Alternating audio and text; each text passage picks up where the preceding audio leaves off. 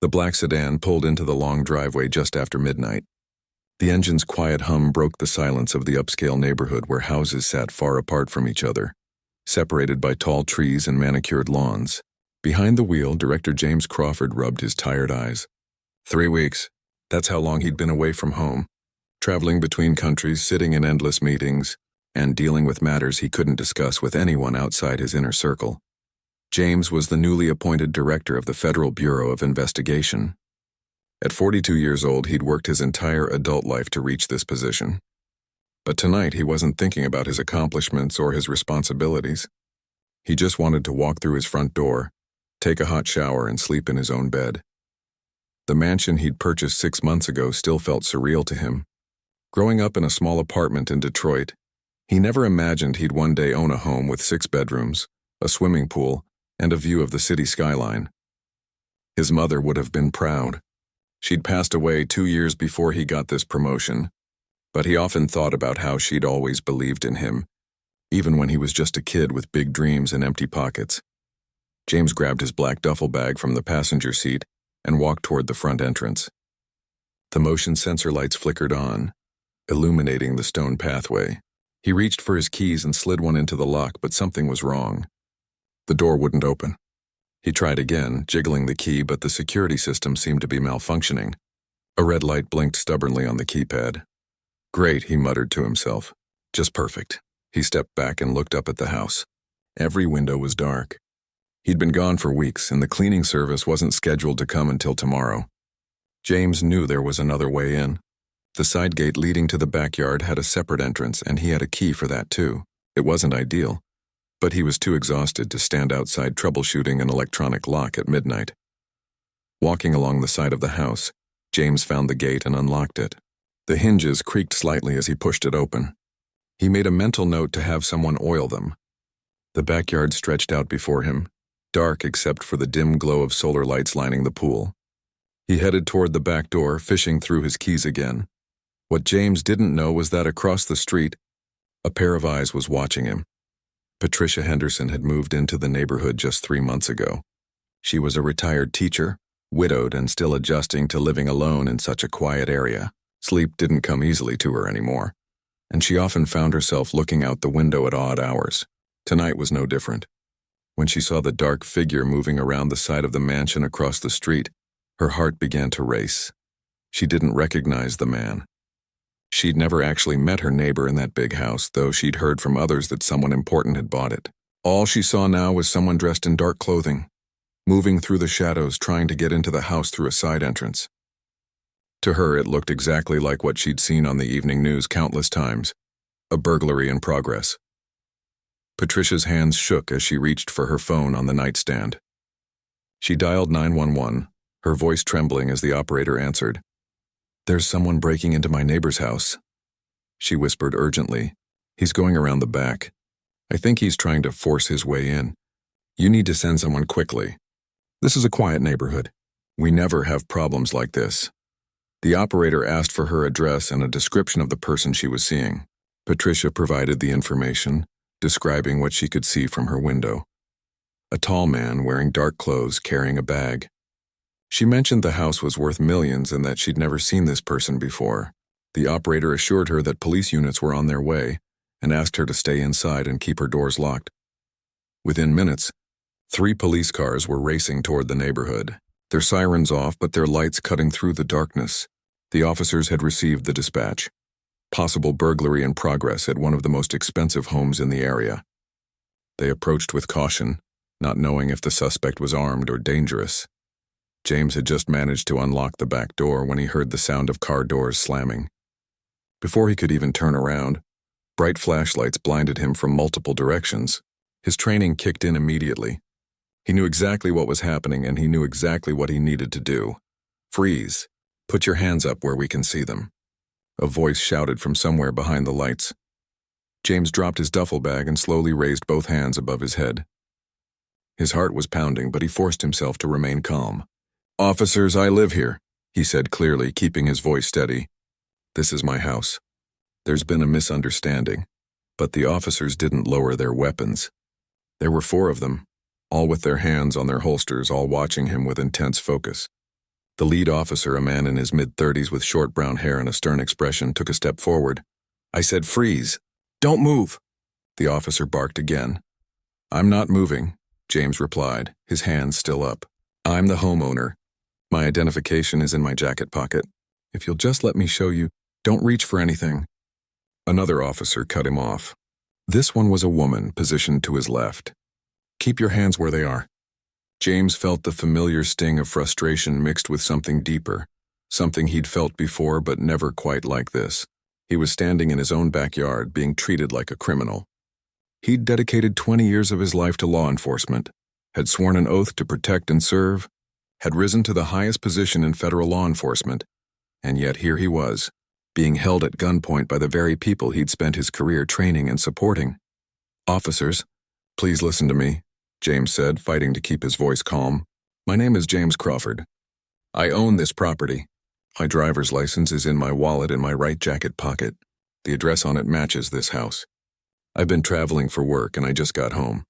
I can prove everything I'm telling you." The lead officer exchanged a glance with his partner. The woman stepped closer to James, her flashlight still pointed at him. "We received a call about a break-in," she said. "Someone reported seeing a suspicious person trying to get into this house." "I understand that," James responded.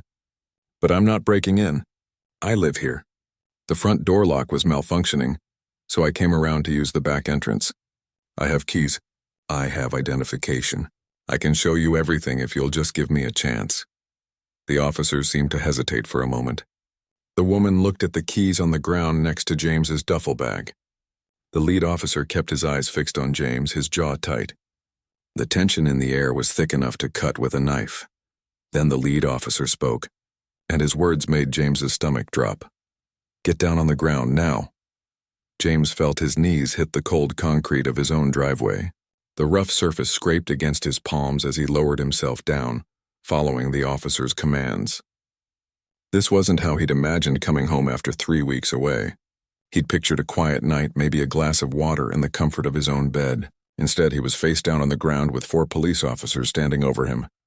"Hands behind your back," the lead officer ordered. James complied immediately.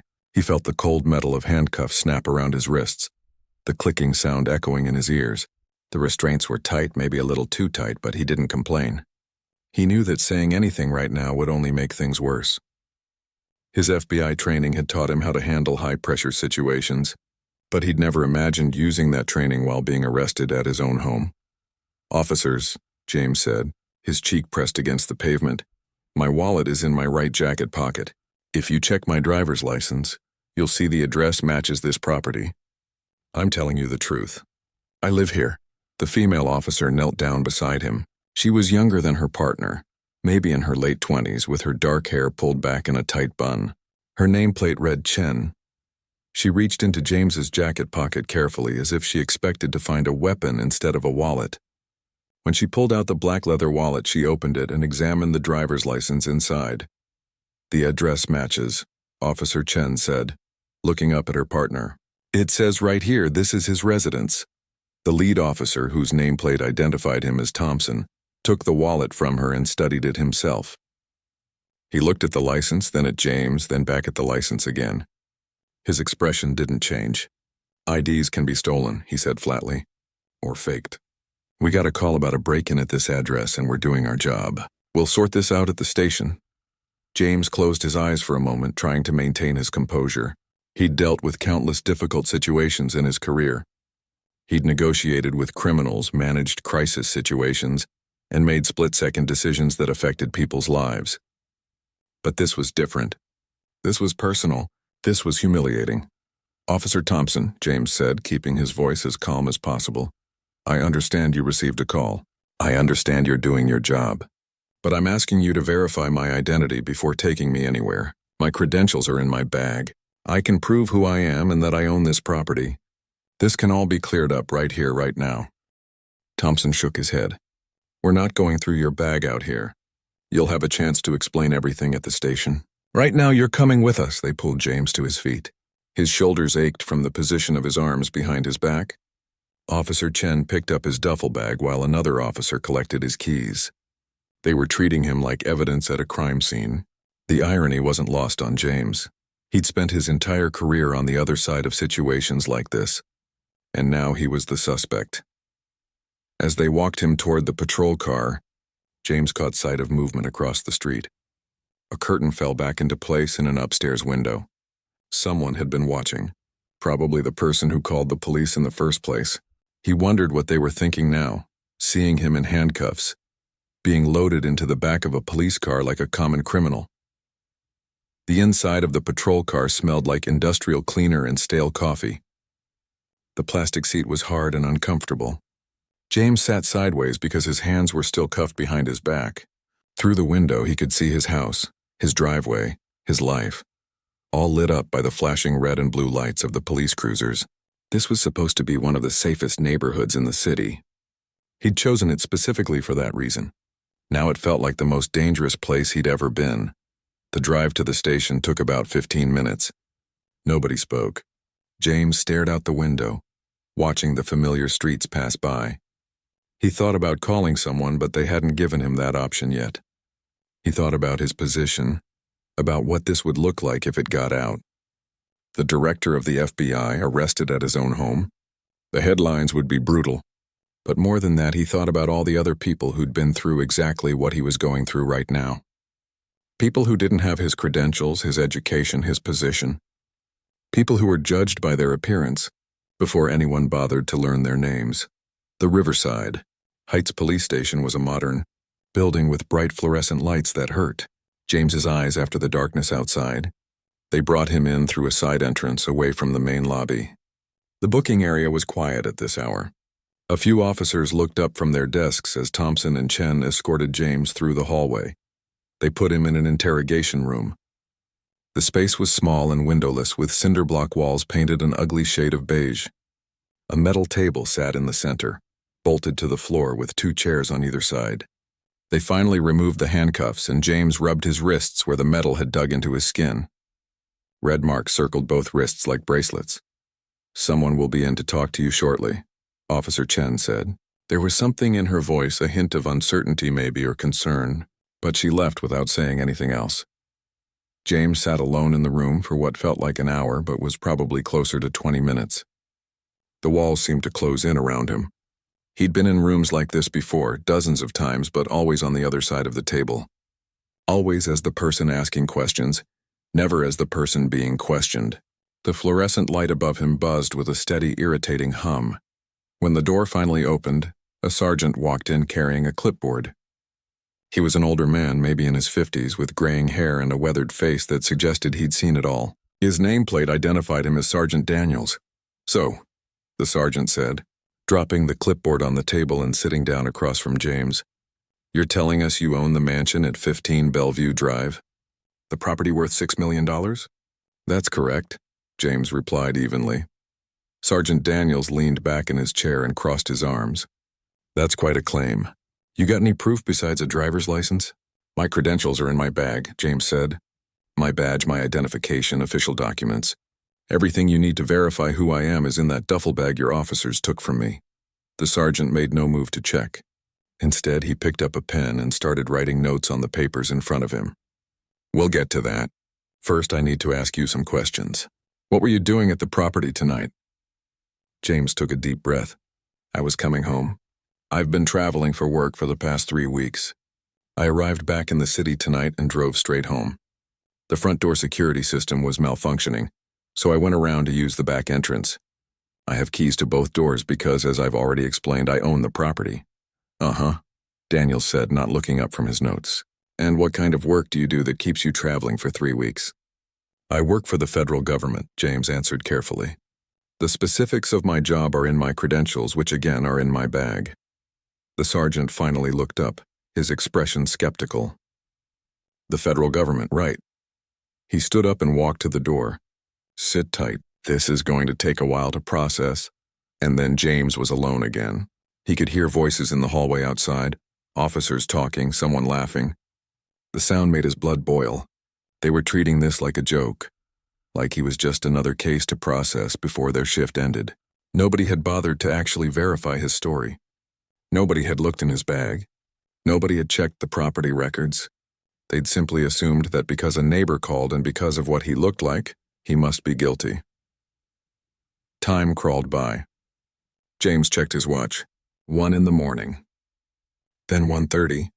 2 o'clock came and went. His exhaustion was overwhelming now, mixed with frustration and anger that he was trying desperately to keep under control. He thought about the hundreds of meetings he'd had about police reform, about proper procedure, about treating every person with dignity and respect, regardless of how they looked or where they came from. He thought about all the policies he'd helped develop, all the training programs he'd overseen, and yet here he was, experiencing exactly what those policies were designed to prevent. Finally, at nearly 2:30 in the morning, the door opened again. But this time it wasn't Sergeant Daniels who walked in.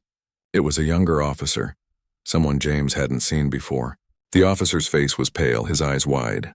He was carrying James's duffel bag, and his hands were shaking.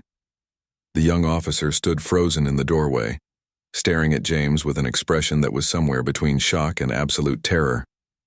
His name tag read Morrison, and he looked like he couldn't have been more than 25 years old. In his trembling hands, he held James's duffel bag like it was filled with explosives. "Sir," Morrison said, his voice barely above a whisper, "I was told to inventory your belongings and He trailed off. Unable to finish his sentence, James watched him carefully. He'd seen that look before, on the faces of young agents who'd just realized they'd made a catastrophic mistake. "You found my credentials," James said. It wasn't a question. Morrison nodded slowly. His face had gone completely white. Without another word, he turned and practically ran out of the room, leaving the door wide open behind him. James could hear him shouting in the hallway, his voice cracking with urgency. "Sergeant Daniels! Sergeant, you need to see this right now." The commotion in the hallway grew louder. More voices joined in, confused and alarmed. James sat perfectly still at the metal table, his hands folded in front of him. Part of him wanted to feel satisfied, vindicated even, but mostly he just felt tired. Tired and angry and disappointed in a system he'd devoted his entire life to serving. Heavy footsteps approached the interrogation room. Sergeant Daniels appeared in the doorway, and this time his expression was completely different. The skepticism was gone, replaced by something that looked a lot like panic. In his hand, he held James's official FBI badge, the gold shield catching the harsh fluorescent light. Behind him stood Officer Morrison, along with Thompson and Chen, the officers who'd made the arrest. Daniels stared at the badge, then at James, then back at the badge. "This is real," he said, though it sounded more like he was trying to convince himself than stating a fact. "Yes," James replied calmly, "as I've been trying to tell everyone for the past 2.5 hours. The sergeant's hand shook slightly as he set the badge down on the table. Beside it, he placed several other items from the duffel bag, James's service weapon in its holster, his government identification card, and a stack of classified documents marked with official FBI letterhead. One of the letters was addressed to Director James Crawford, Federal Bureau of Investigation Headquarters. Officer Thompson's face had turned a shade of gray that matched the cinder block walls. He took a step backward, nearly stumbling into Officer Chen. "We didn't know," he stammered. "The call came in about a burglary and we were just doing your job?" James interrupted, his voice quiet but carrying an edge sharp enough to cut. "Is that what you were about to say?" The room fell silent. Nobody seemed to know where to look or what to say. The weight of what they'd done was settling over them like a thick fog. They'd arrested the director of the FBI. They'd handcuffed him, thrown him in the back of a patrol car, and left him sitting in an interrogation room for hours without bothering to properly verify his identity. Sergeant Daniels cleared his throat. "Director Crawford, we owe you an enormous apology. This is completely unacceptable. We should have verified your identification at the scene. We should have checked the property records. You should have treated me like a human being," James said, standing up from the chair. Even exhausted and frustrated, he carried himself with a dignity that filled the small room. "I showed you my driver's license with an address that matched the property. I told you repeatedly who I was and that I could prove it. But none of that mattered, did it? You'd already decided I was guilty the moment you saw me." Officer Chen stepped forward, her eyes glistening with unshed tears. "Sir, I'm so sorry. I knew something wasn't right. I saw your ID match the address, but Thompson said, "But you went along with it anyway," James said, not unkindly. He could see the genuine remorse on her face. "You had doubts, but you didn't speak up." She nodded, wiping at her eyes. "You're right. I should have said something. I should have insisted we verify everything at the scene." The sound of rapid footsteps echoed down the hallway, and moments later, a man in his late 50s burst into the room. He was wearing slacks and a wrinkled dress shirt like he'd gotten dressed in a hurry. His gray hair was uncombed and he was slightly out of breath. This was Police Chief Robert Garrison, and he looked like he'd just lived through his worst nightmare. "Director Crawford," the chief said, his voice strained. "I came as soon as I got the call. I cannot begin to express how horrified I am by what's happened here tonight." James looked at the chief, then at the assembled officers. They all stood there like school children called to the principal's office, waiting for punishment. And they should be punished, James thought. What they'd done was wrong on every level. But as he looked at their faces, Thompson's shame, Chen's regret, Morrison's lingering shock, Daniels's devastation, he realized something important. Destroying their careers wouldn't fix the real problem. It wouldn't change anything. "Chief Garrison," James said, his voice measured, "I appreciate you coming down here. But before we go any further, I need to ask you something. Do you think what happened to me tonight was an isolated incident?" The chief blinked, caught off guard by the question. What do you mean?" "I mean," James continued, "do you think I'm the first person to be arrested at their own home based solely on a neighbor's suspicion? Do you think I'm the first person to have their identification dismissed and their explanations ignored? The only difference between me and countless others is that I have a badge that eventually got your attention. What about all the people who don't have that badge?" The room remained silent. Chief Garrison's face flushed red. "You're absolutely right," he said quietly. "This isn't just about tonight. This is about a systemic problem." James nodded. "I was profiled. Plain and simple. A neighbor saw a black man entering a home in an expensive neighborhood and immediately assumed I was committing a crime. And when your officers arrived, they made the same assumption. Despite my identification, despite my cooperation, despite every indication that I was telling the truth. They saw me and decided I was a criminal." Officer Thompson opened his mouth to protest, but James held up his hand. "I'm not finished. What happened tonight wasn't just one bad decision. It was a series of failures. A failure to verify facts, a failure to follow proper procedure, a failure to see me as a person who deserved the benefit of the doubt. And the worst part? I'm willing to bet that every single one of you genuinely believes you were just doing your job." The words hung in the air like an accusation and a challenge. Thompson looked down at his shoes. Chen wiped her eyes again. Sergeant Daniels leaned against the wall, looking 10 years older than he had when he'd first walked into the room. Officer Morrison still clutched the duffel bag like he didn't know what to do with it. Chief Garrison stepped closer to James. "You have every right to be angry. You have every right to file complaints, to demand terminations, to make this as public and as painful for us as possible. And I wouldn't blame you for any of it. But I'm asking you, please, tell me what you want. How can we make this right?" James looked at each of them in turn. He thought about his mother, who'd been followed in stores by security guards her entire life. He thought about his younger brother, who'd been pulled over so many times for driving while black that he'd stopped counting. He thought about the thousands of people who'd experienced exactly what he'd just gone through, but without the credentials to prove their innocence or the platform to demand change.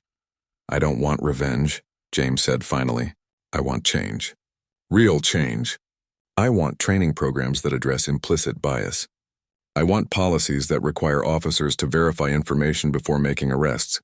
I want accountability systems that protect citizens from profiling. And most importantly, I want you to understand that what happened to me tonight happens every single day to people who don't have the power to fight back." Chief Garrison nodded slowly. "You'll have it, all of it. I give you my word." "Words are easy," James replied. "Actions are what matter. I'll be watching to make sure those actions happen." The chief extended his hand. "I understand. And again, I cannot apologize enough for what you've endured tonight." James looked at the offered hand for a long moment before shaking it. "See that it never happens again, not to me, not to anyone." As James gathered his belongings, preparing to finally go home, he noticed Officer Chen lingering near the door. She looked like she wanted to say something but didn't know how. He paused in front of her. "Learn from this," he said quietly. "And the next time you have doubts about an arrest, speak up. Your voice matters. She nodded, fresh tears streaming down her face. I will, I promise. James walked out of the interrogation room, out of the police station, and into the early morning darkness. The sun would be rising soon. It had been one of the longest nights of his life, but it was finally over. The first rays of sunlight were breaking through the clouds when James finally pulled into his driveway again. It was almost 6 in the morning. The same driveway where he'd been handcuffed just hours earlier now sat quiet and peaceful as if nothing had happened. But everything had happened, and James knew that what came next would be just as challenging as what he'd already been through. He sat in his car for a moment, staring at his house. The front door security system had been fixed by the police department as a gesture of apology. They'd sent a technician at 4 in the morning. James had been given a ride home by Chief Garrison himself, who'd spent the entire drive apologizing and promising reforms. But James knew that promises made at 3 in the morning were easy to forget by noon. Inside the house, everything looked exactly as he'd left it 3 weeks ago. The mail sat in a neat pile on the kitchen counter, sorted by his house manager. The plants were watered. The floors were clean. It was perfect and sterile and felt nothing like home, not after tonight. James dropped his duffel bag by the door and walked to the kitchen. He needed coffee or water or something to wash away the taste of the last few hours. As he filled a glass from the tap, his phone buzzed. Then it buzzed again, and again. By the time he pulled it from his pocket, he had 17 missed calls and dozens of text messages. The story had leaked. His deputy director had sent the first message at 4:30 in the morning. Just heard what happened. Are you okay? Call me when you can. His chief of staff had sent another 20 minutes later. Sir, the press has the story. We need to talk about a statement. And then there were messages from colleagues, from friends, from people he hadn't spoken to in years, all asking the same questions. Was it true? Was he really arrested? Was he okay? James set the phone down on the counter and rubbed his temples. He'd known this would get out eventually, but he'd hoped for at least a day to process everything before dealing with the media circus. That hope was gone now. His phone rang again, and this time he answered it. Crawford, he said. Sir, it's David. His press secretary sounded like he'd been up all night. I'm so sorry to bother you, but we've got a situation. Every major news outlet has picked up the story. CNN, Fox, MSNBC, they're all running it. FBI director arrested at his own home. The headlines are everywhere. James closed his eyes. What are they saying? It's mixed. Some are focusing on racial profiling. Others are questioning how this could happen to someone in your position.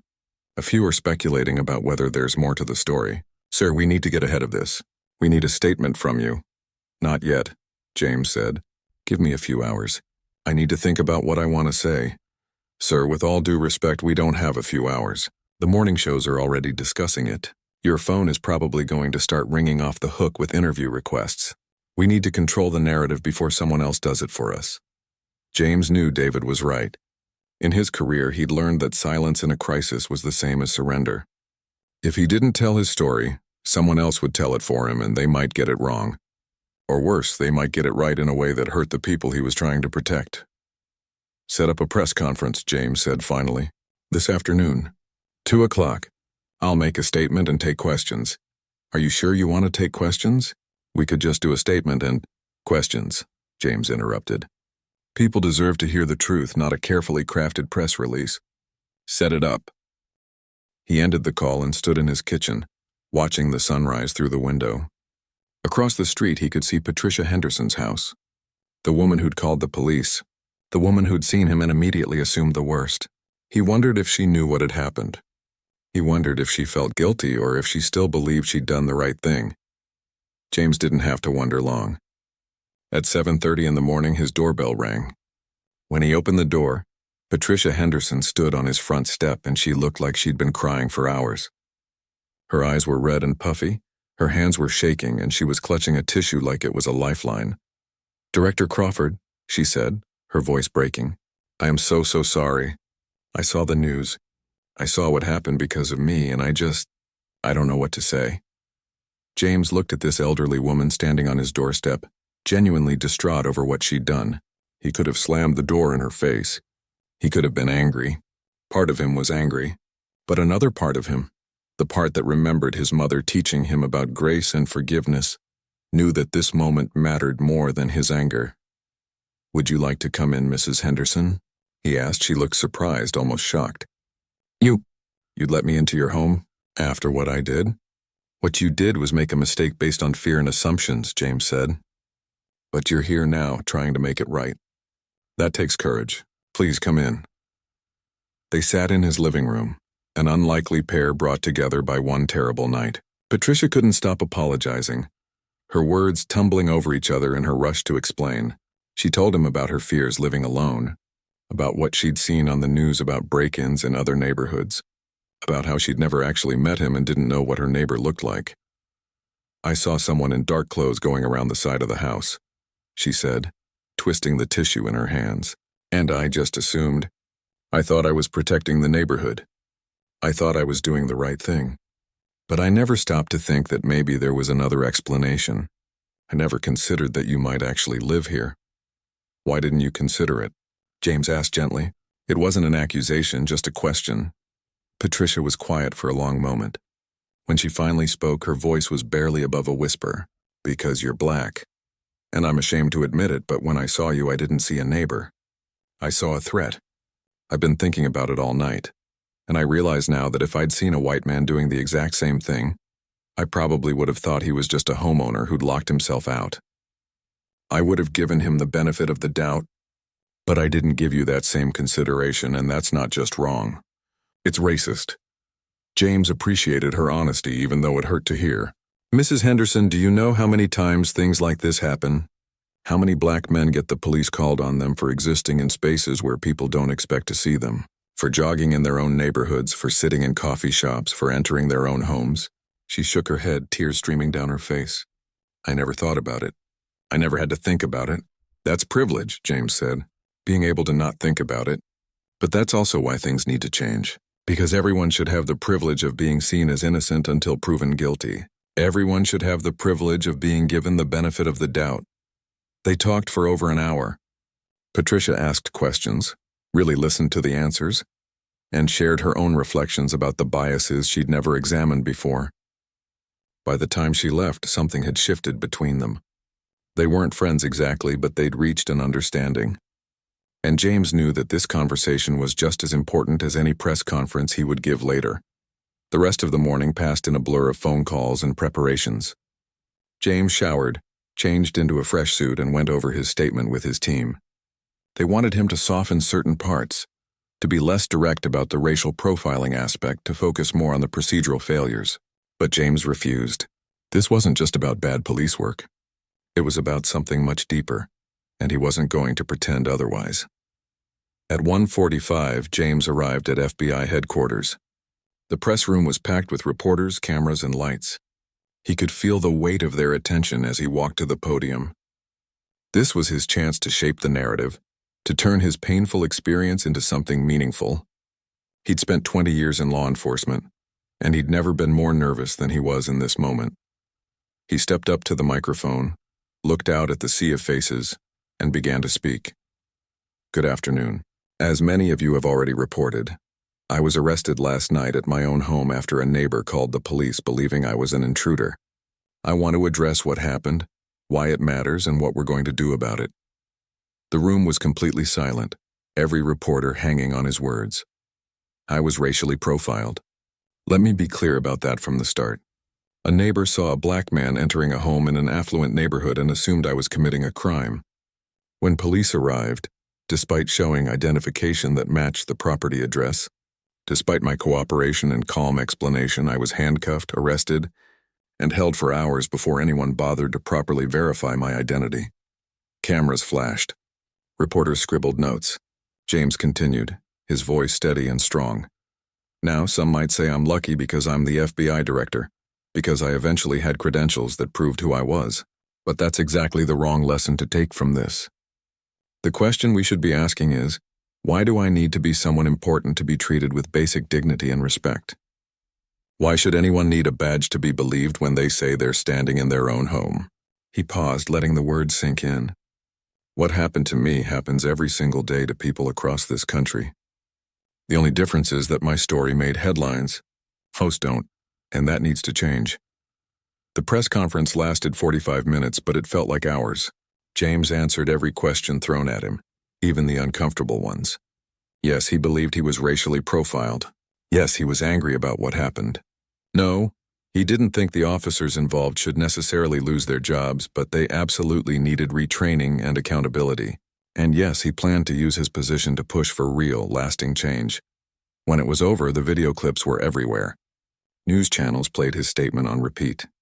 Social media exploded with opinions from every direction. Some people praised his grace and calls for reform.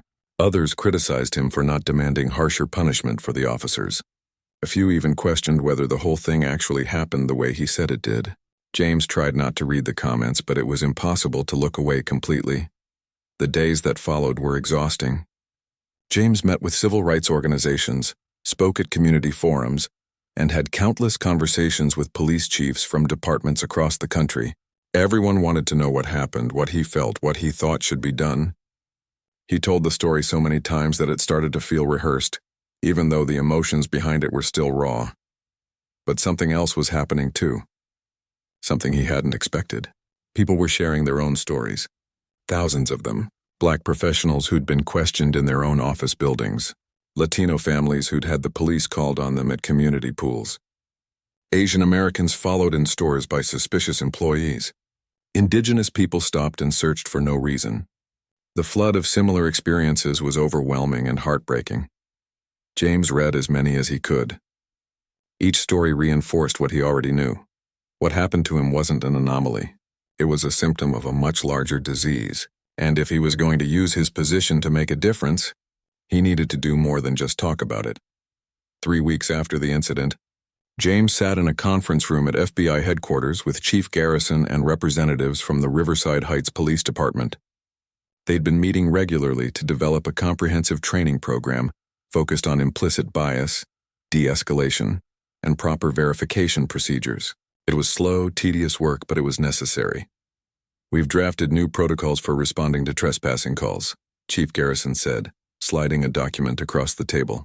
"Officers are now required to verify identification at the scene whenever possible, check property records before making an arrest, and document their decision-making process at every step."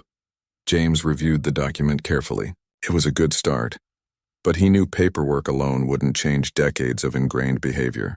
"What about the training component?" he asked. "We're partnering with the university's psychology department," one of the department representatives explained. "They're developing a program that uses real scenarios to help officers recognize their own biases and make better decisions under pressure. Every officer in the department will go through it, starting with senior leadership. And it's not optional," Chief Garrison added firmly. "This is mandatory training, and officers who don't take it seriously will face consequences." James nodded slowly. It was more than he'd hoped for, honestly. 3 weeks ago, he'd been arrested in his own driveway. Now an entire police department was overhauling its procedures because of it. But he also knew that one department wasn't enough. This needed to spread. "I want to take this program national," James said. "I want every FBI field office to offer this training to local law enforcement agencies in their area. Make it a resource they can access for free. Because what happened in Riverside Heights is happening everywhere, and we need to address it everywhere." The room fell silent as everyone absorbed what he was proposing. It was ambitious, expensive, and would require coordination across hundreds of agencies. But nobody argued against it. They all knew he was right. Officer Chen was one of the first to complete the new training program. She'd requested to go through it early, even though she wasn't scheduled until the following month. When she finished, she asked to meet with James privately. They sat in a small coffee shop near the police station, far from the cameras and the politics. "I wanted you to know that I've thought about that night every single day since it happened," she said, her hands wrapped around a cup of tea she hadn't touched. "I knew something wasn't right. I told Thompson your ID matched the address, but I didn't push harder.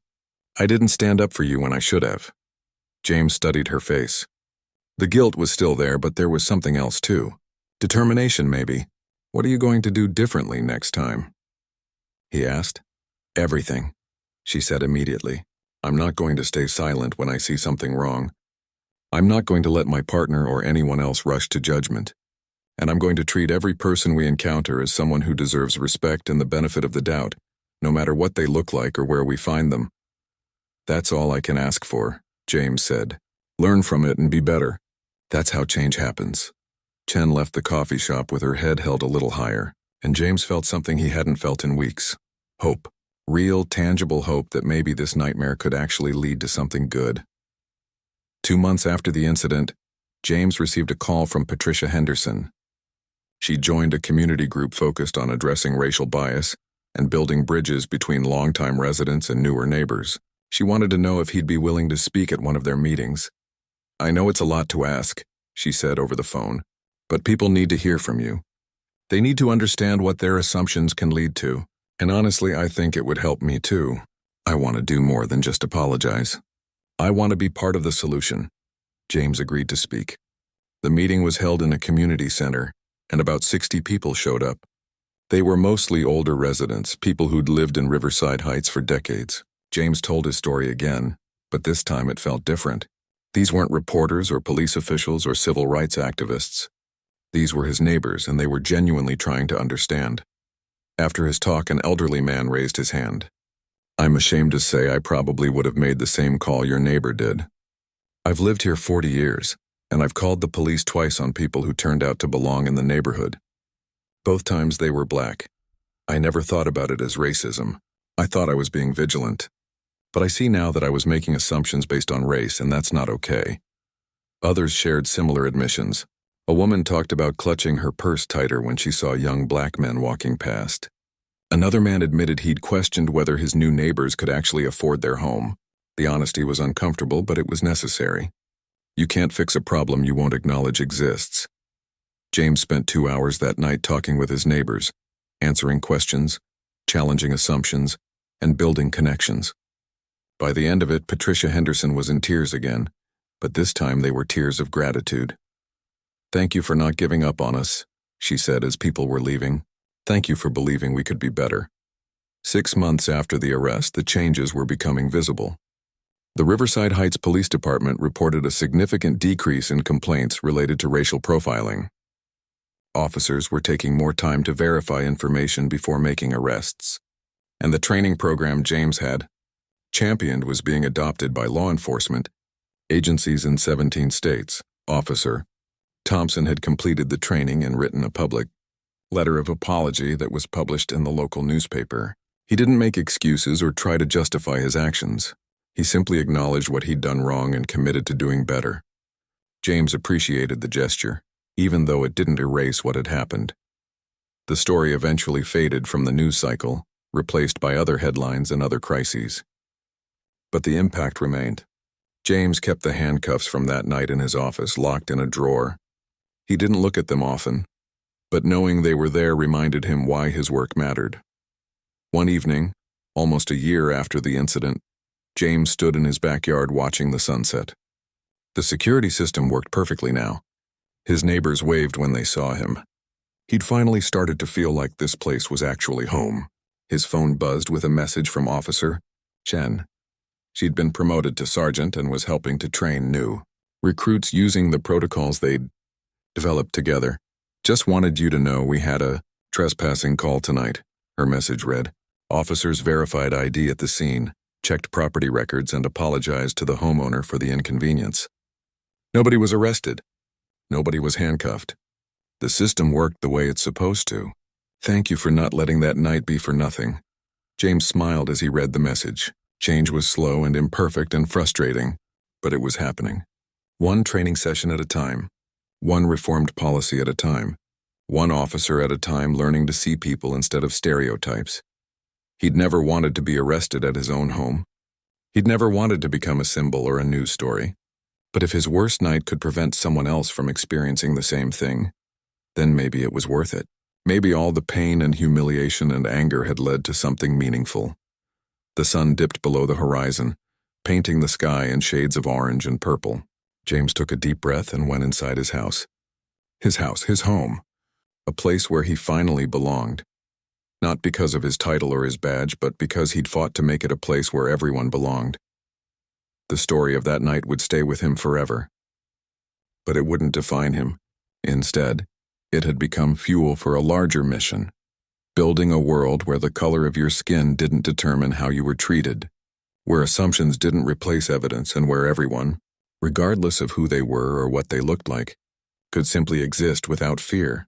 That was the real story. Not the arrest, but everything that came after. The conversations, the changes, the small victories that added up to something bigger. James had spent his career fighting for justice. Now he understood that sometimes justice meant turning your own pain into someone else's protection, and that was a legacy worth building.